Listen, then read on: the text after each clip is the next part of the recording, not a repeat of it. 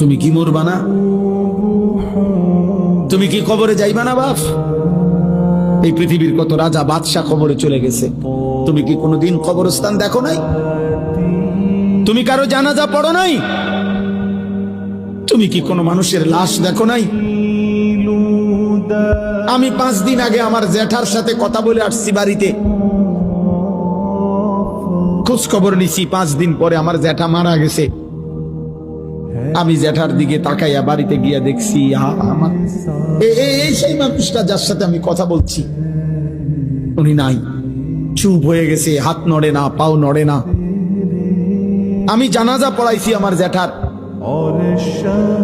তো জানাজার আগে আমি আমার জ্যাঠার কবরটা খালি, তখন কবরে রাখে নাই।